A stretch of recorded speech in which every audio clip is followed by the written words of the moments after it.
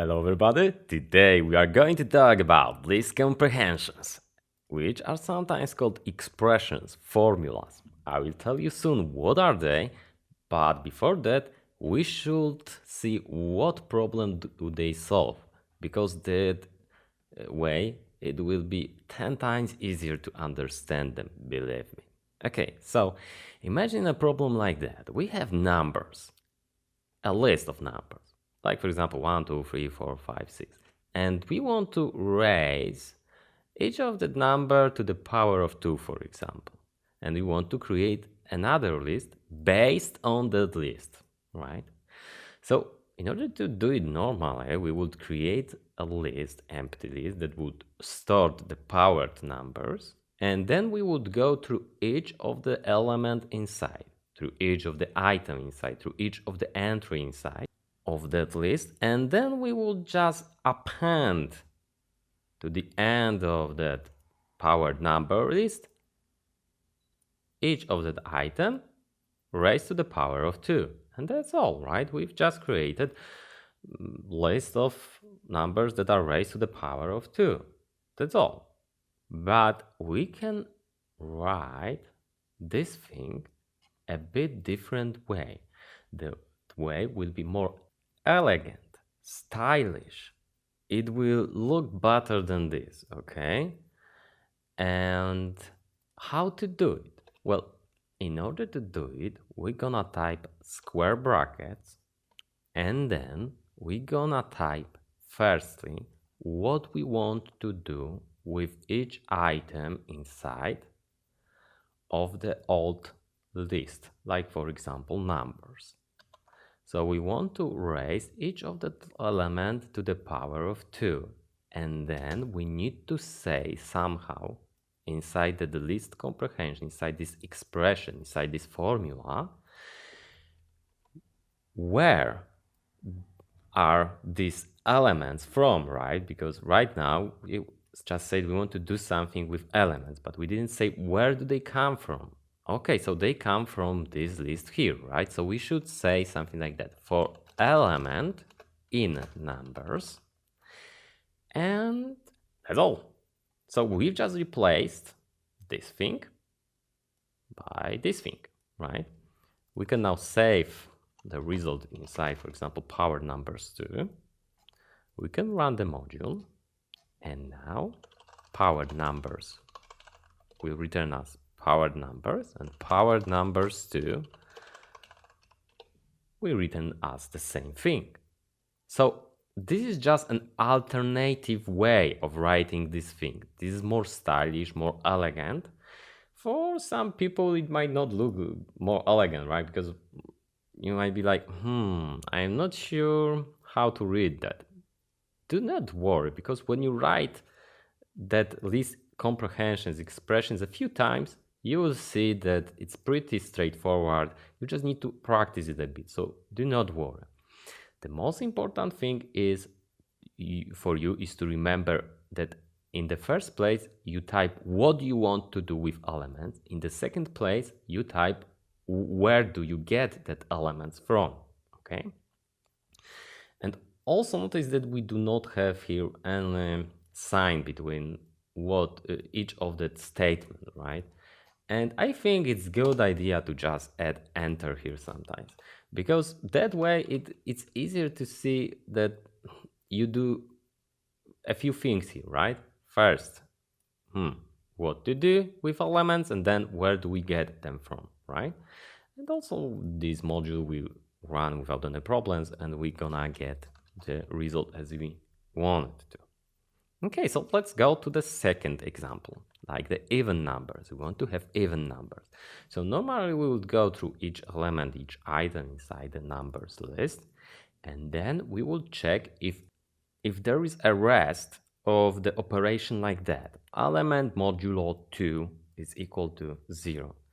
Because if that is equal to 1, it means that it is an odd number, right? But we want even numbers. So if that's true, we're gonna append that element to the even numbers. But how to do it using the list comprehension? Because, well, we have got a condition here. How to insert condition inside here? Well, let's do it. So even numbers 2 equals, now the square brackets, and what? First, we want to say what we want to do with the items inside. Well, we don't want to do with them anything other than adding them to that new list, right? So we're just gonna type element. You need to type something here, always. So if you don't do anything with element, just type element. And then we're gonna say where did we get that element from. So we got it from the numbers, from that list here, right? And then we type the condition based on the element, based on the item from here. So we can just copy this condition here. If element modulo 2 is equal to 0. This is our condition, right? And now that's all. We can run the module. We can type the even numbers too. And as you can see, the result is this. I've put here something like that for you. This is a snippet for you that you can look at when you forget how it works. So again, first you type what you want to do on element, on each of that item, on entry, right? And then you, well, unfortunately do not type any sign between all of these things. That's why it's a bit harder to read. That's why we type the enter between each of that line, right? But well, I did add here that pipe here just for the sake of clarity, right? But normally you do not use it. And then you add what? Where you get the elements from. And then you type the condition that is based on element. And that's all. You just created a list based on some kind of old list, right? And well, I call this a formula because it's like a math formula. It's some kind of expression, right? And it returns the list when it finished its job, right?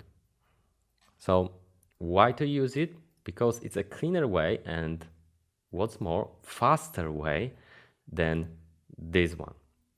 You need to know that this thing is gonna execute faster than this thing because append method is slower. And here there are some optimizations going in the background that are gonna make it run faster. So when you have a situation like that, it's really better to use the list comprehensions instead of the typical way like that.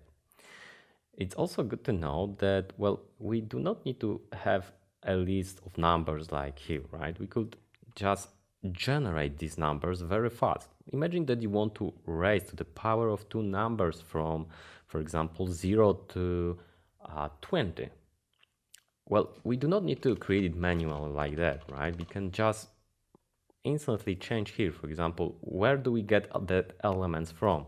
We can just type here in range to 21, right? So now when you run the module,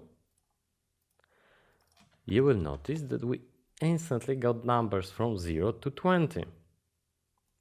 It's cool. You want more? Okay, so for example, 51. So powered numbers too. We've instantly got numbers like that. So it's a powerful way to generate numbers. You also need to remember, again, I'm just telling you that numbers like that or data like that is gonna come from normal a database or a file. So it will be like 10 times more useful, right, to get something from file and then do some operations on the list very fast using, for example, list comprehensions, right, using the list formulas, and we could transform the thing that we got from the file, like here, very, very fast, because these comprehensions work faster and in a cleaner way, right? More elegant way. That's all in the lesson. Thank you very much.